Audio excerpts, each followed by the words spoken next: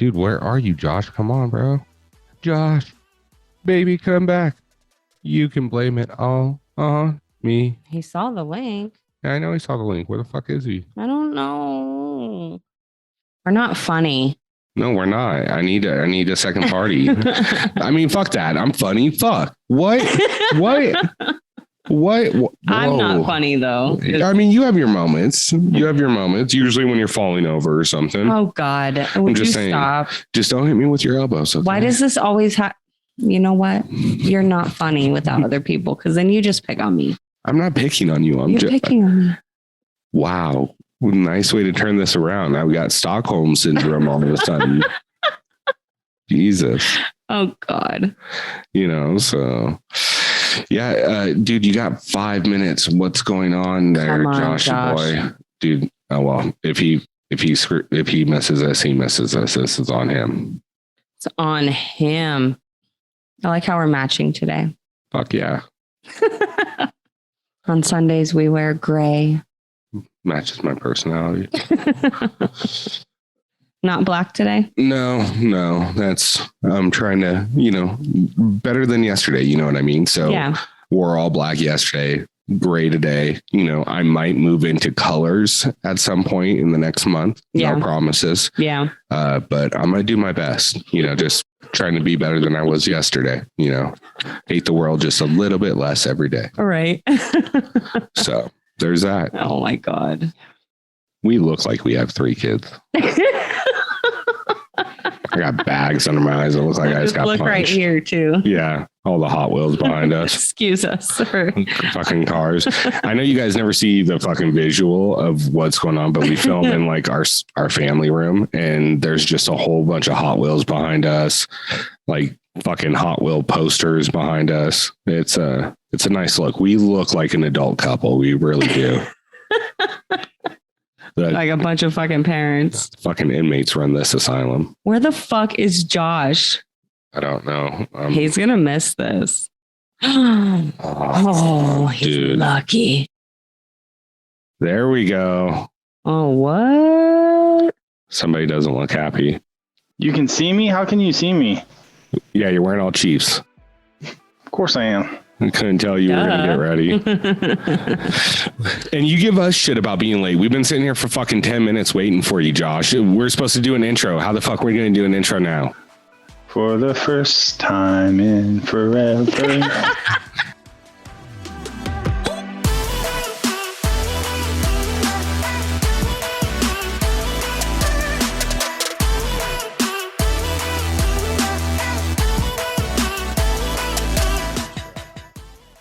Dude, here we go. Here we go. What's going on? What's up? What's up, buddy? Wow, we got a chief in the house. Yeah. Nice. He made sure he took about 20 minutes to get ready for this. So. Yeah. Well, I'm appreciative that he did. I feel like I'm in good company. We've got a guy with some really great taste. That's what I'm talking about. Of all of the challengers, you are my wife's number one. It's hard to compete with. I was going to wear my team shit, but I didn't want to get made fun of. So we're just going to leave it at that. I think we should. Well, Wes, thank you so much for accepting to come on with us. My name's Rick. This is my wife, Corrina. This is our co-host, Josh. You actually might recognize our names. You did a cameo for us a couple months back. That sounds familiar. I'm glad to be back in the somewhat flesh, but I'm there.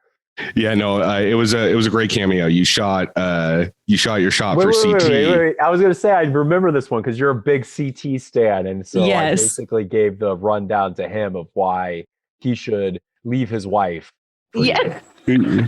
Yeah. Bingo. And I think he's still considering it. Like you're right up there as waiting in the wings, first person to you got first dibs. Right. Yeah, when that whole fiasco went down about 2 weeks ago on social media, I was like, uh-oh. Right? Oh my God. I probably shouldn't have done that for your birthday present. Yeah, that was a risky move. But, yeah, it was. When you're as sexy as you are, though, you can do sexy moves. It's just. Well, I appreciate it. You know what? I saw you with the beard and Total Madness. I was like, that's the look right there. It's the look. I'm going to have a hard time ever going back to a clean shave. It's so convenient as well. I mean, you can't really argue that.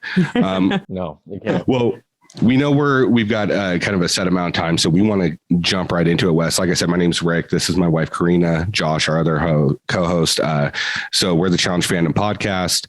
Kind of rundown about us. We have a couple of Facebook groups that we ran, decided one day, hey, let's start a podcast. 3 months later, 4 months later, here we are. And without further ado, let's just jump right into it.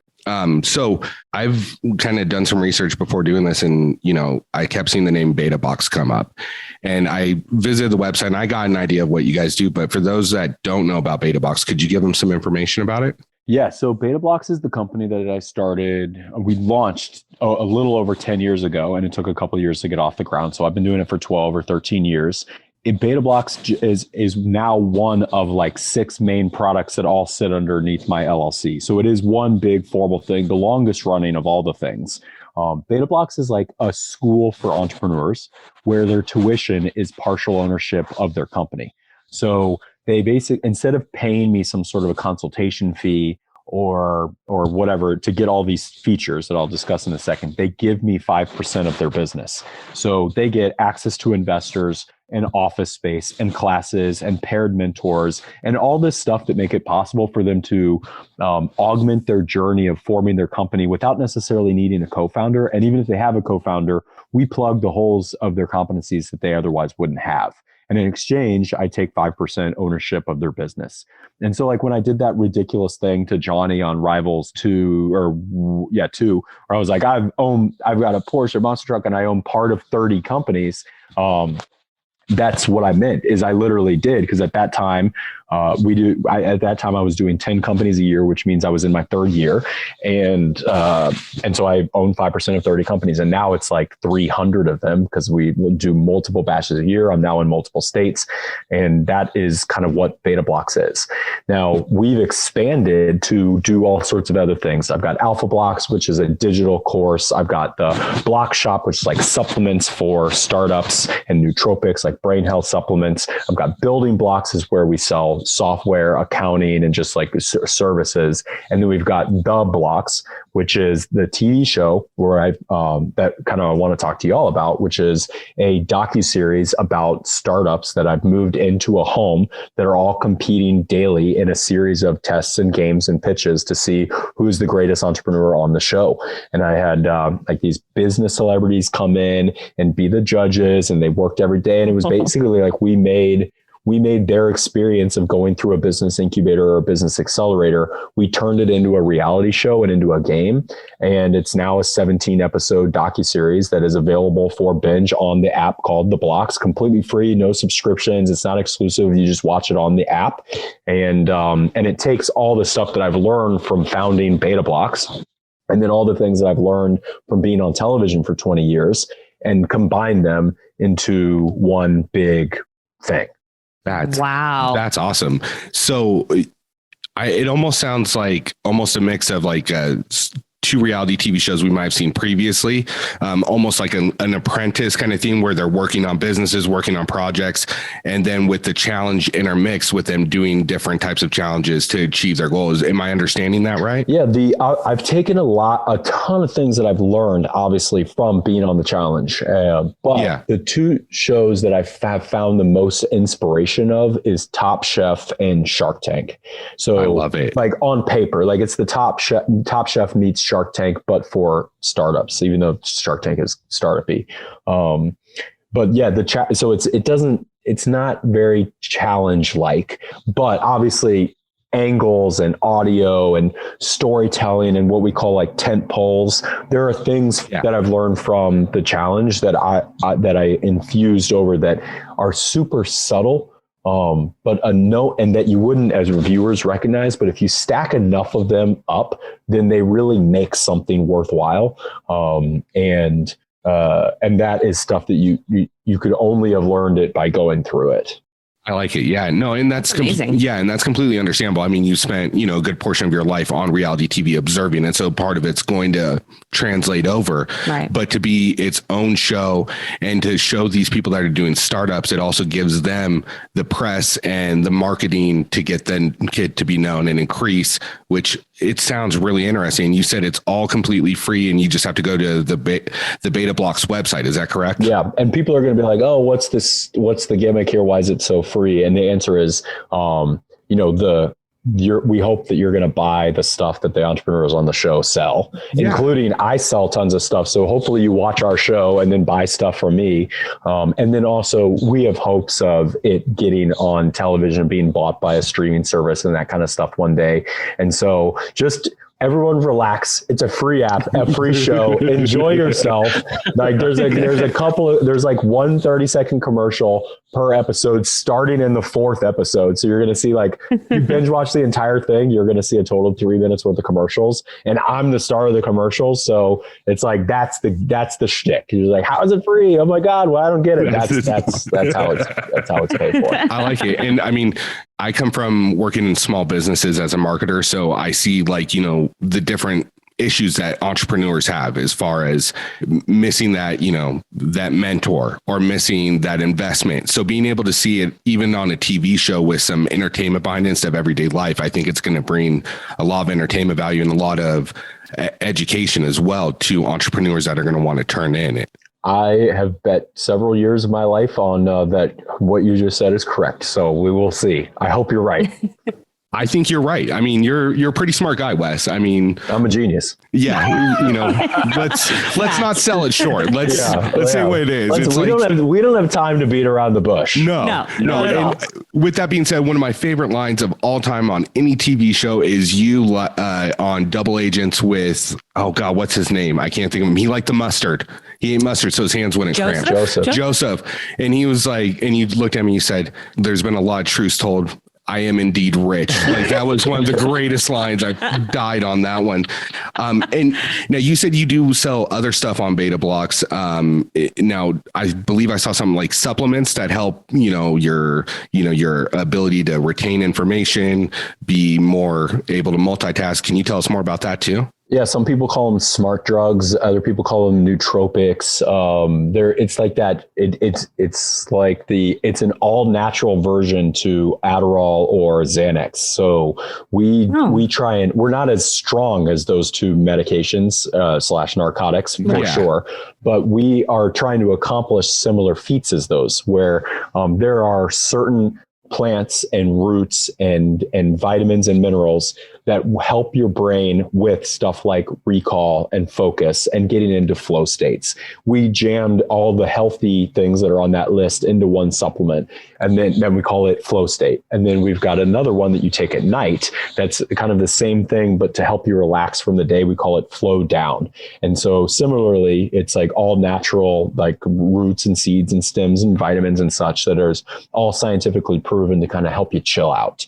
And the idea is that you take flow state during the day as like either a supplement to your coffee or as a replacement to your coffee. It will help you get into flow states and work harder and longer. And then when you're finally done with the day and you can't get any more work done, entrepreneurs are kind of always in our heads and we just make ourselves crazy.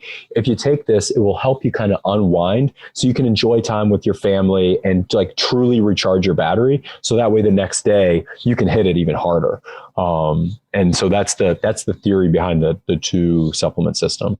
Wow. I like it. It's, you're kind of presenting building blocks to not only business, but the right state of mind to have it. Mm-hmm. And they're all, tools to creating that, being better at who you were the day before, whatever your goal may be. I like it. I think the whole business that you put together in BetaBlox is extremely intriguing, interesting. I can see why you've gotten, so many different projects and people that have wanted to join up and sign up with you and get this mentorship and everything else that you guys offer. With that being said, part of our thing that we like to do is, obviously we want to talk about the challenge, but we want to hear other things about your life because we know your life's more than the challenge. Obviously, barely. We know Corrina follows you on Instagram. She's a big dog lover as well. So she noticed that you guys have gotten a puppy not too long ago. How's that whole experience going for you guys? She's a little disaster, but she's so cute. Oh my gosh, she's so cute though. Yeah, it's she's adorable. Definitely has her moments, but I after losing my last dog and having such a big dog, like physically a big dog in your life, it is just a hole in my heart that I don't think is ever going to get filled. Yeah. But it in some ways it kind of hurts to have a new dog. In some ways it kind of helps, but they're very just different. I find myself comparing them, and I need to not compare them because no one's going to ever fill the paws of that beautiful Saint Bernard. But our little new one has, she's got her own advantages and her own personality.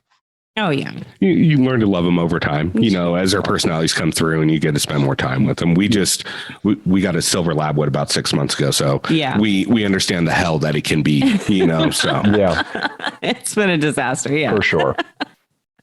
But actually, I was curious really quick. So kind of jumping back to the docuseries that you have out now, I remember right before season 37 of the challenge was getting ready to release, you did a post kind of apologizing to the fans and letting them know that you wouldn't be appearing on season 37 because you were, working on another project. Is this what you were working on at that time? Yep. Okay. So that makes a lot of sense. And this is MTV's fault because I could have done both, but they were so ill prepared. They gave no one notice. And I was sitting there saying, I've got this other thing. It's more lucrative. It's more fun. It's more fulfilling. I can do your thing. I just need 2 months notice minimum. But I can do both because I have the power to schedule the blocks almost whenever I want. But at some point I've got to pick a date because there's 100 startups that are moving to Kansas City when I snap my fingers. They're all waiting. They've all been casted. They're all waiting to buy. We have to get flights. We have to get all this stuff coordinated. I have to hire all my people. And so eventually I was like, that post that you're talking about was my way of, because there's different departments at MTV and Buena Murray. Yeah. That post was basically me telling the fans and them, I'm out because y'all didn't move fast enough. But if they had just moved at a somewhat normal business speed, I could have either done the blocks sooner or done the blocks later and done both. But what I'm afraid of is this is going to continue to happen, because I'm going to do 10 seasons of the blocks this year. And I have to plan those out. And I have to have, because I don't have a 200 person team like MTV does, how I combat that is it takes longer to do it. And we start earlier.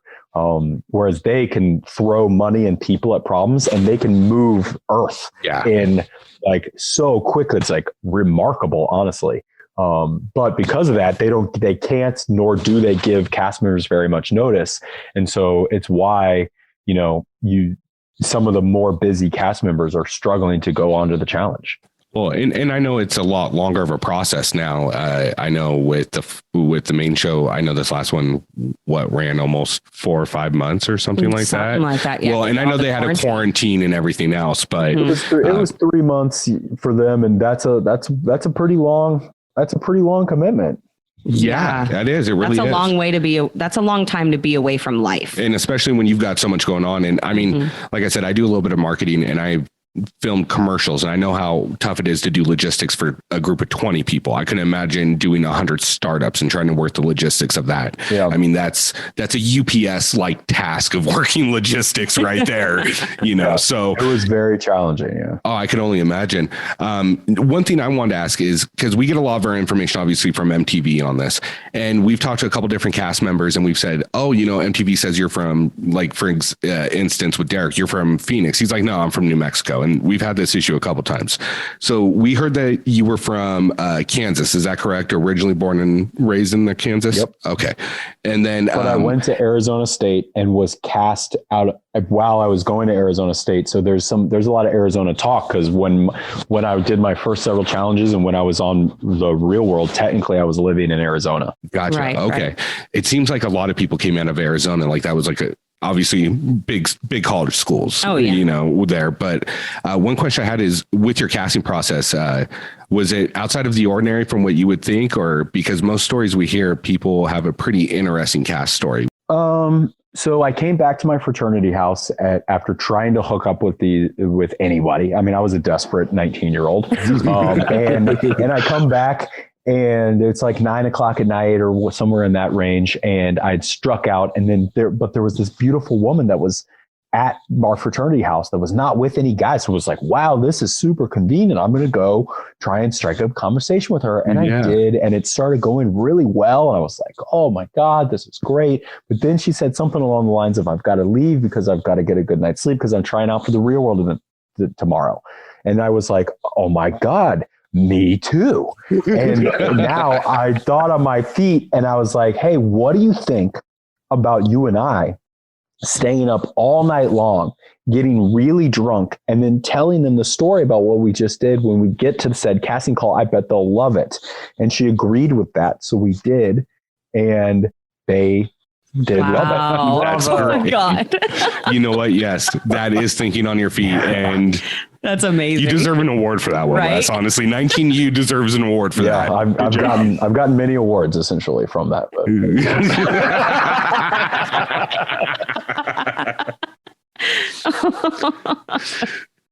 So was reality TV ever like an idea in your head before that, or was that just kind of a spur of the moment thing? Spur of the moment. What were your? I was just trying to get laid. Right. And I got laid. So being on TV makes it really easy to, fulfill your sexual desires. And, right. And so I accomplished what I set out to accomplish. Look, you know what? It's funny how things work out sometimes, right? Correct. You know what I mean? You just one decision. Now, look, you're a well-known TV star.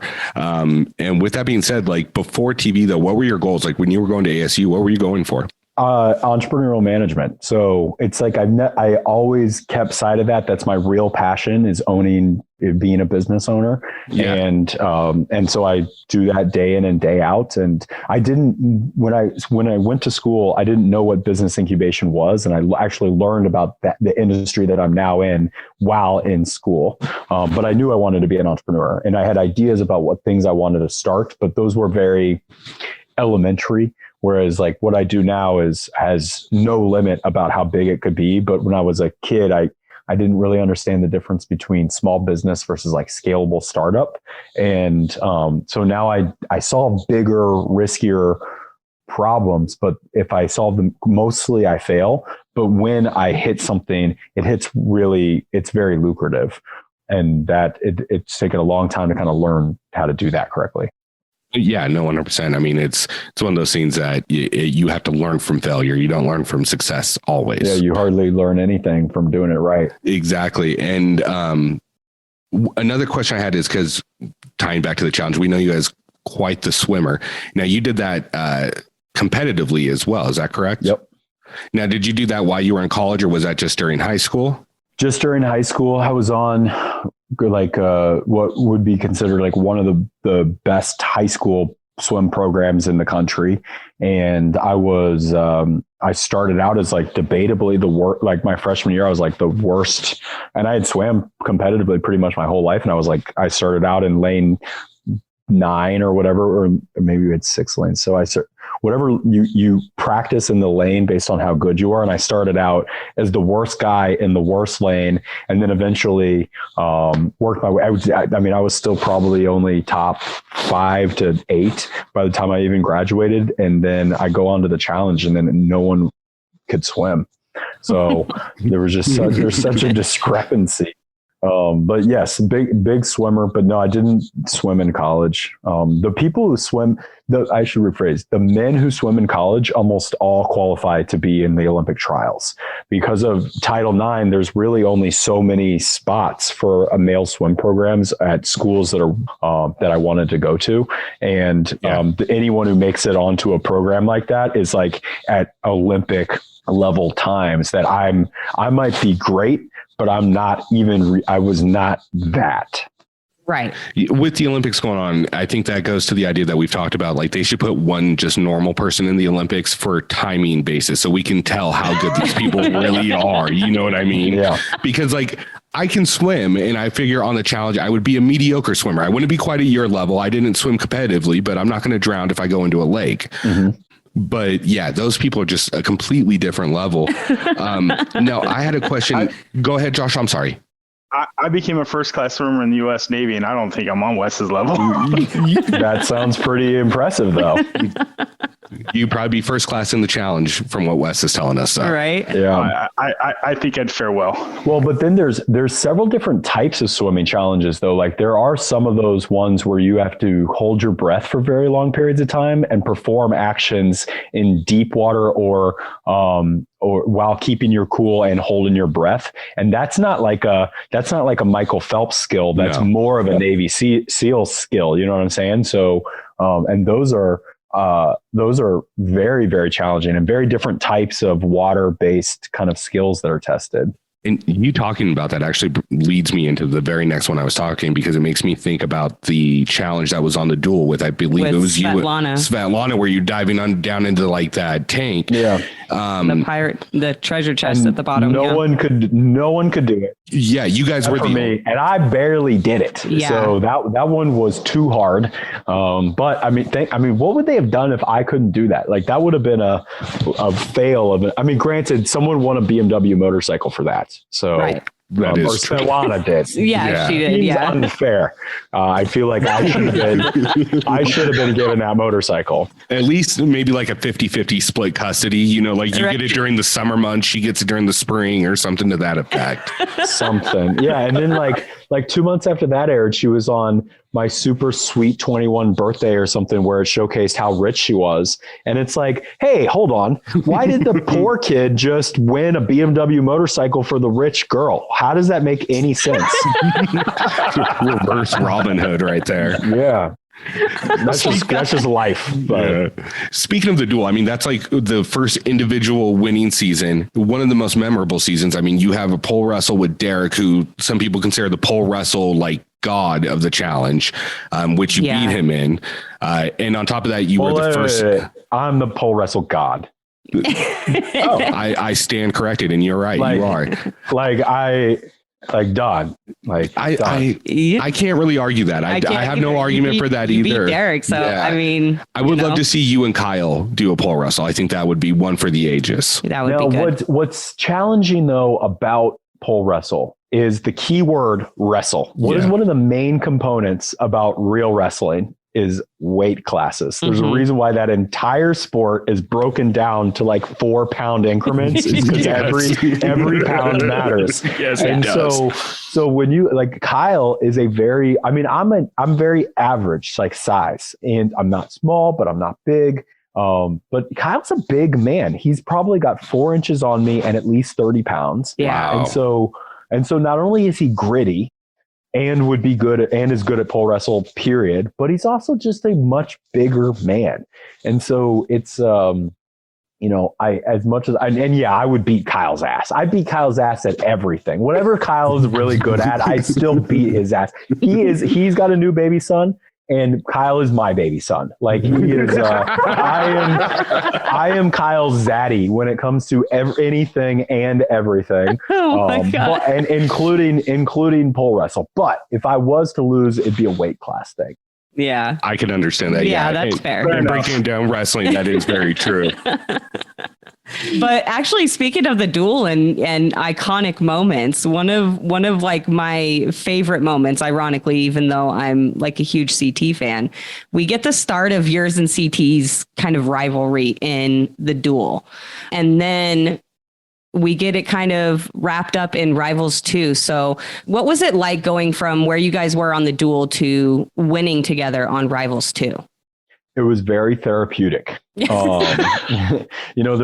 make the jokes while we're doing these things. The rival seasons turn into fixing problems and relationships so quickly because you really quickly realize, holy shit, our squabbles are very easy to get past if we can just like get on the same page. And the same page is we want to win. And then as soon as you're on the same page, all the squabbles mean jack shit. They didn't mean nothing. Right. And they were so irrelevant, but everyone just makes them out to be bigger than they need to be. So, it'd be going on a rival season or an ex's season while in like couples therapy would be the best thing that you could do.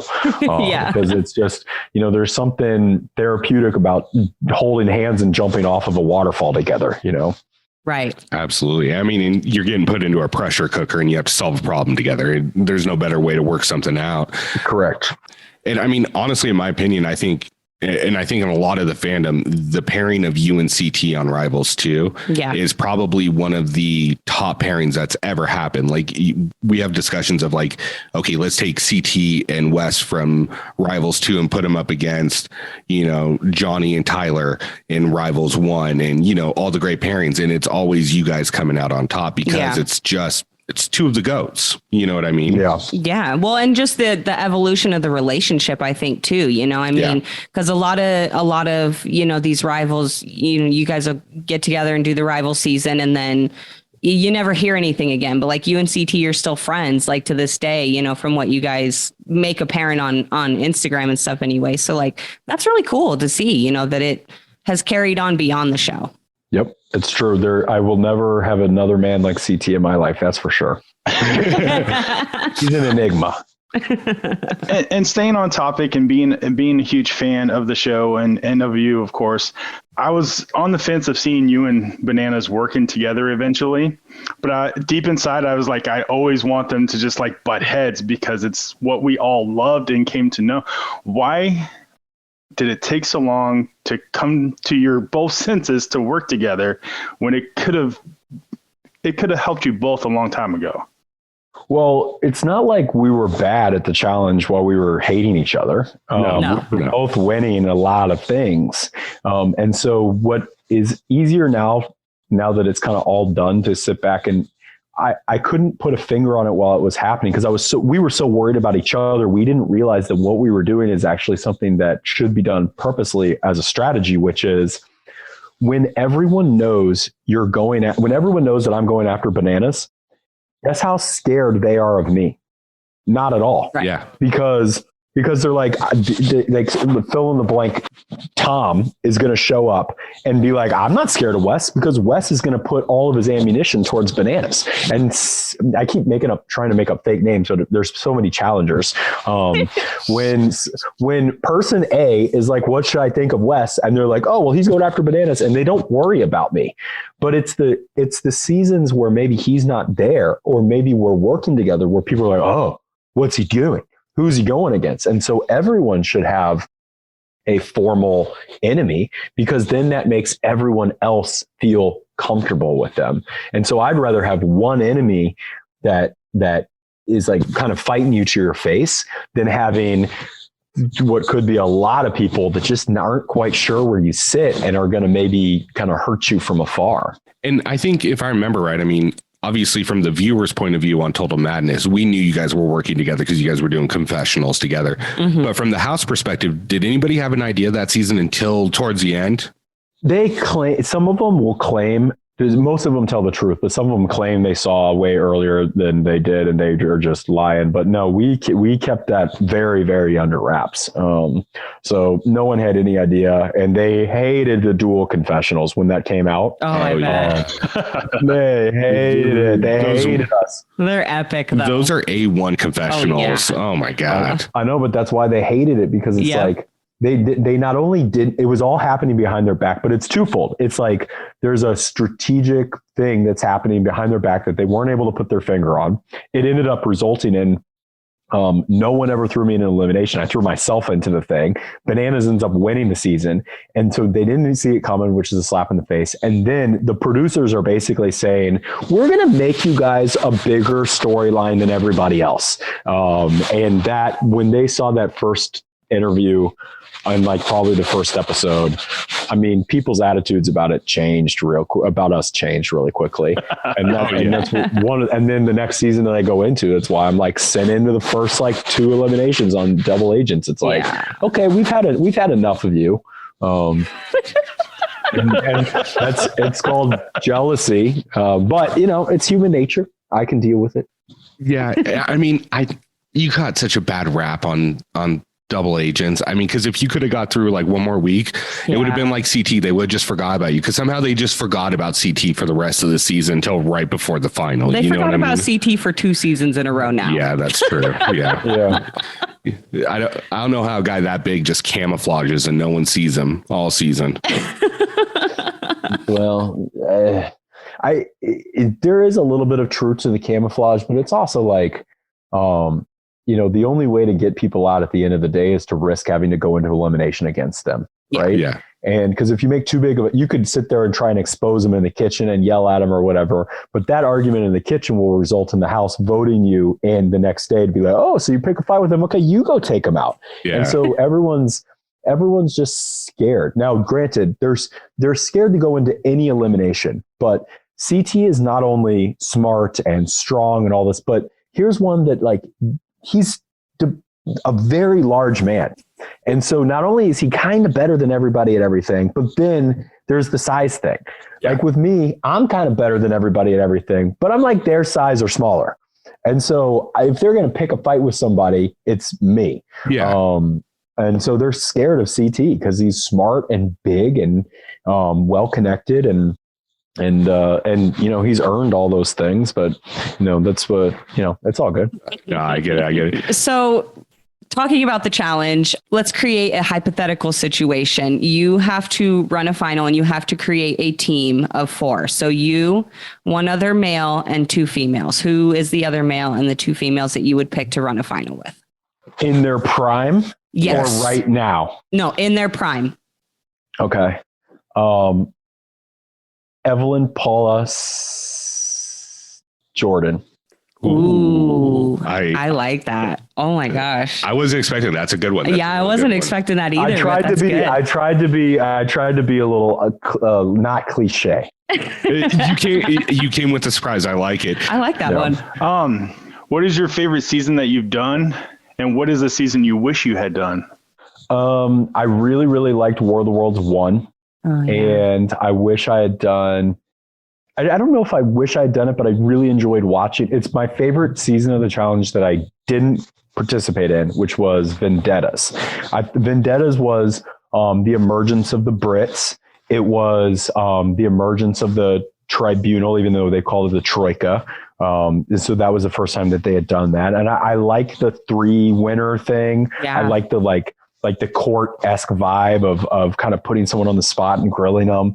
I liked a little bit of the international flair that came out that season. I liked the Rock of Gibraltar start. That was an awesome way to kick off a season, though. Yeah. Like starting with an overnight challenge like that and such a big, like a long distance run like that. That was crazy. It was. Anytime someone mentions that now, all I think about is hearing the story of Kyle running up that mountain with a needle up his ass because he's trying to hide the fact he had diabetes. That's insane. He was running a little cockeyed, Yeah, he was going a little bit to the left all the time. Yeah.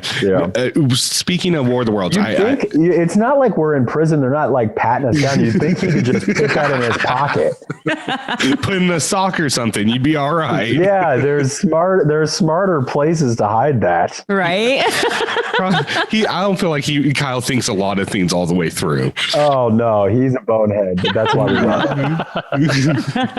So speaking of War of the Worlds, this is a question I didn't even have written down, but I have to ask it because we've debated this. They never announced how close you, Turbo, and Theo were in the final. Like, how close was that finish? I don't know, but I don't disagree. I don't sit back and think, oh man, I really wish I had known the times. I barely lost it. Basically, it was Theo and I essentially tied on day 1, which was the harder of the days. Yeah. And then both of them crushed me the next day. So that's where, it's not like I was close to second. I didn't get like murdered if you look at both days combined. Yeah. And then Turbo beat Theo handily at the biggest thing on the second day, which was the dune run. So that's where he won the day, or the whole final is in those dune runs, because is when he made up the biggest of all those deficits. But those 2 guys performed very, very well. And quite frankly, everyone did. I mean, Kara and Ninja did amazing. I'm the beneficiary of getting 3rd place, and I made 50 grand from that, but there should have been a 1st place girl and guy on that. That's a little bit weird now, but that's neither here nor there, because technically in long runs that are that long, like the best professional ultra marathoner versus the best male and the best female at those distances, the woman is supposed to win. And it's one of few sports where that's the case, which is a really interesting little factoid. But when you're talking about like everyone's untrained and you have no idea what you're showing up to or everything, it is a little unfair. But if we're talking trained, that is the sport where as the distance goes up, a woman becomes more likely being better. And there's an XY axis where they eclipse and become the dominant gender in that sport. Yeah, no, that's really interesting. I didn't know that. That is a good factoid. They can accept pain. They're just better at pain and threshold and patience. And they're not carrying around as much weight. And there's some scientific and some psychological rationale, but yeah, they crush men at certain distances. Well, that's not surprising, especially with us both being sick in the last week and I having the man flu and her not. So that's easy to see. So Wes, I'm sure you get asked this all the time, but I'm going to ask you anyways. Can I have your Mt Rushmore for men and Mt Rushmore for women? And you can include yourself, obviously. I would love. I get 4 of each, or 2 men and 2 women. 4 men, 4 women. Oh, okay. Well, then I guess we got to go CT, Bananas, and Durrell and myself. Nice. I like it. Yeah, like that's a solid one. Yeah. And on women, we've got to go Cara, Evelyn. Girl side's so tough. They're so close. Yeah. The guy side is too. I mean, they're both because. Yeah. And then Coral and Rachel. Ooh, I love that. I like it. I love You just sparked the old school fan in both of them right there with that answer. Good job, Wes. Yeah, I love that.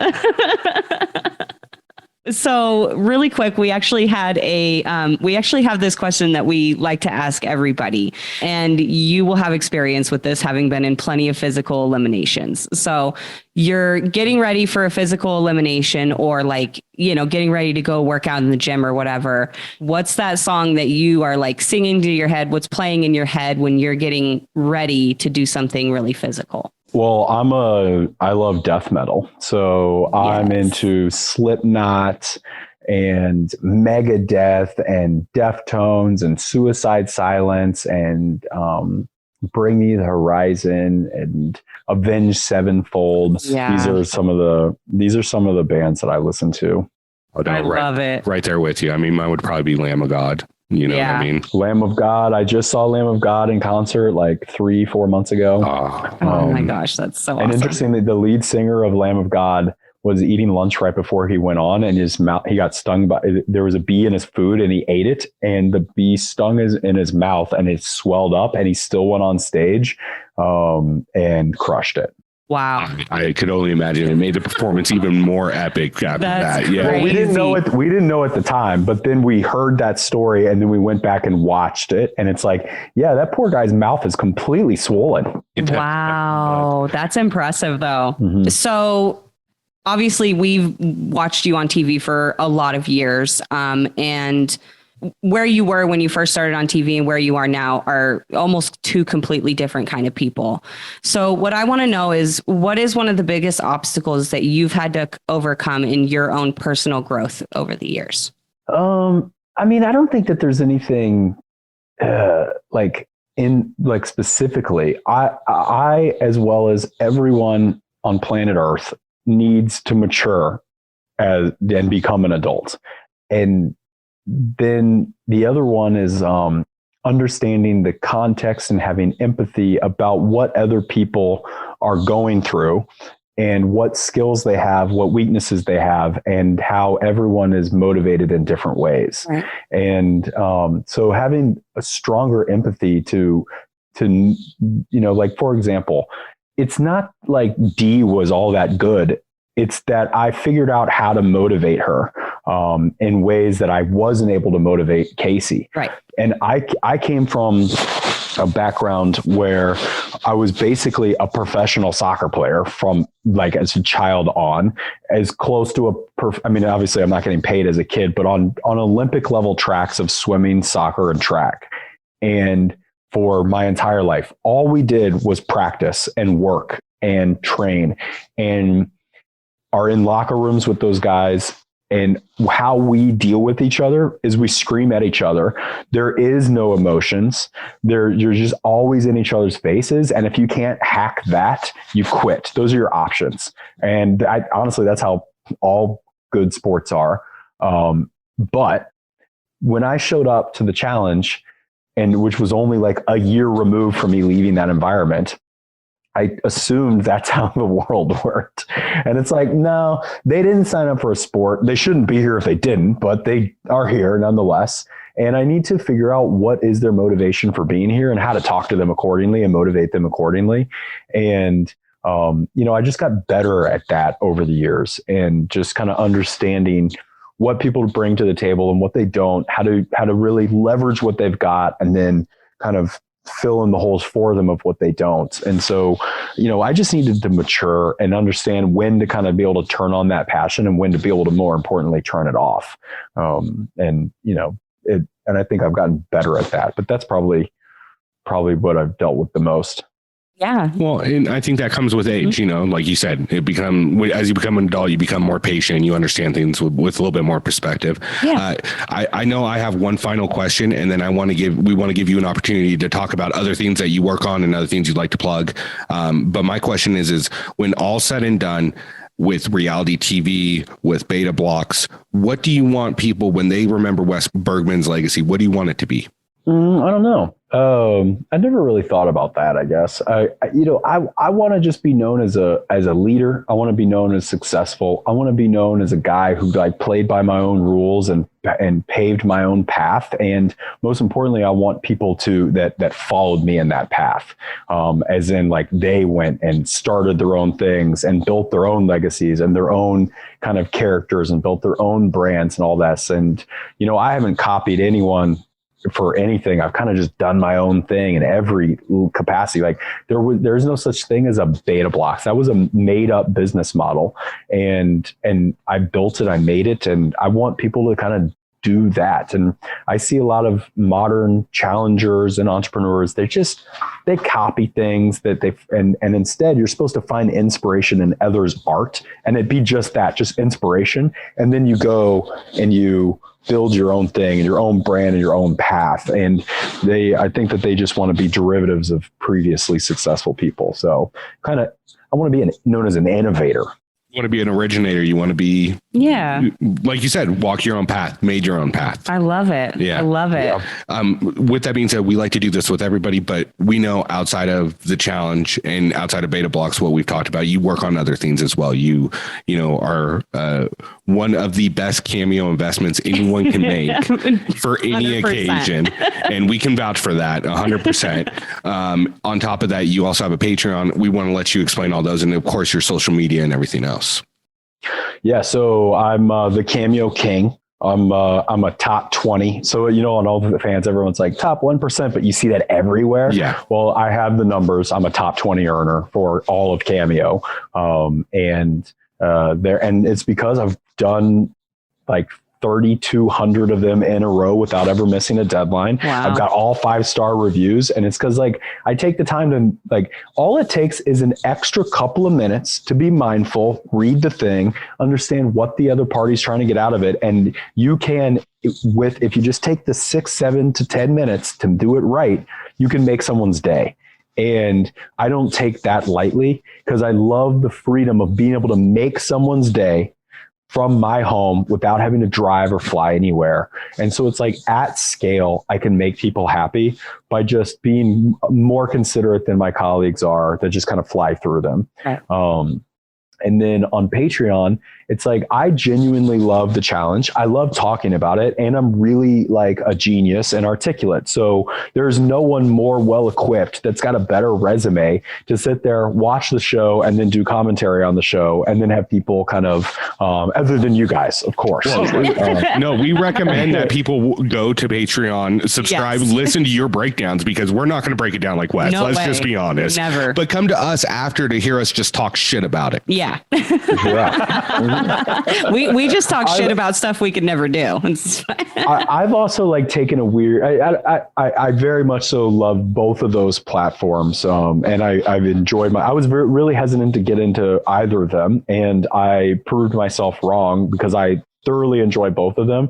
And like, you know, it's cool because both of those get rid of everybody except for the fans that love the game and are very positive and just want to be a part of the community in a positive manner.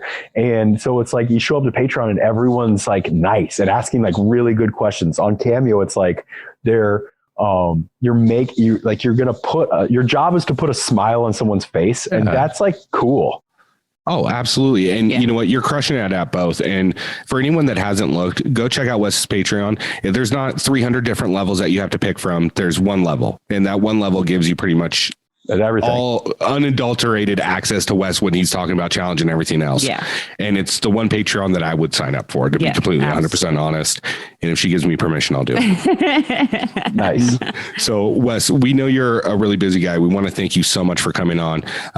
We really do appreciate it. If you had a good time in the future, we know how busy you are, but if you'd ever love to come back, we'd love to have you back on with us again, because we know we could probably talk for an hour and a half with you at least. I enjoyed my time here. I hope to come back. It was a pleasure. It felt like I was talking to a bunch of friends. Okay. And I will see you guys around. All right. All right. Thanks, Wes. Thanks so much, Wes. Bye.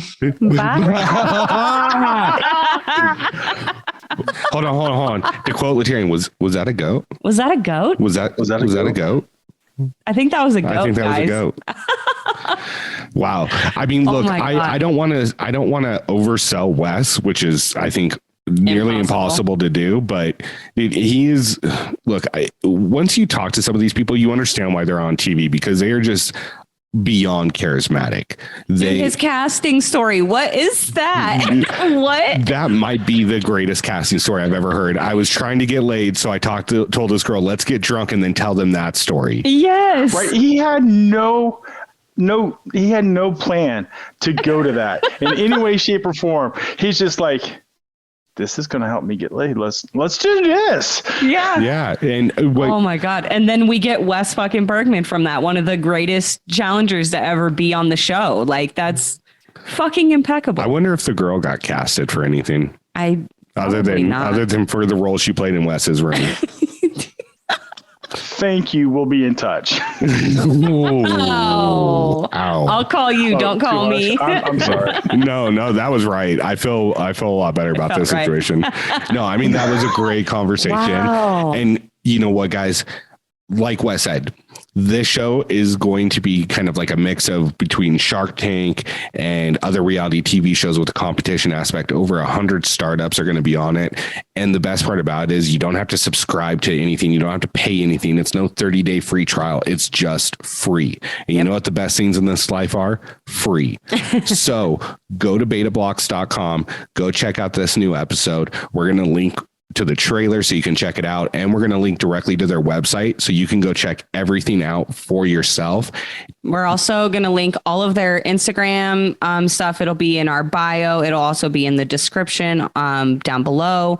Obviously, we will also link Wes's IG and Twitter and all of that. So if, last resort, it's all on his page as well, guys. Yeah, absolutely. And of course, we're going to go ahead and link his Patreon and his Cameo. And that story we were talking about with the Cameo is 100% true. Wes did shoot the shot for Corrina. Help me shoot my shot with CT. It is on our IG page. If you guys want to see it, just go to our page and scroll till you see Wes's beautiful face. With that being said, guys, this was a hell of an interview. I had a great time. Wes is one of my favorites. He's one of the more entertaining guys that's ever been on reality TV, let alone just the challenge. And in my personal opinion, even though we didn't get to ask him that question, if he went on Survivor, he went on Big Brother, he'd probably be the most entertaining to ever be on those shows. Absolutely. So I want to thank Wes for giving us some time, and also for giving us the last 20 years of his life to give us a lot of entertainment and a lot of enjoyment and some anger sometimes too. too.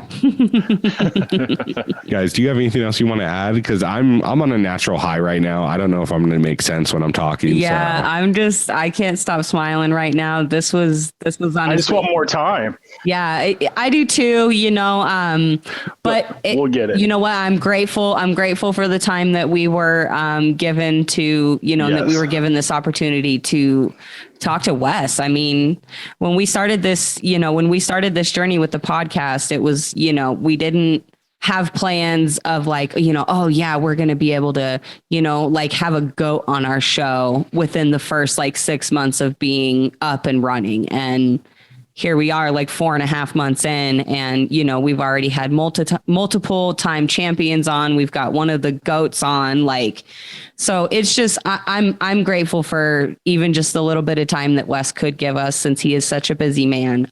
So I'm grateful for it. And I do hope we get to talk to him more in the future, because I think that there's a lot of things that we could talk to Wes about.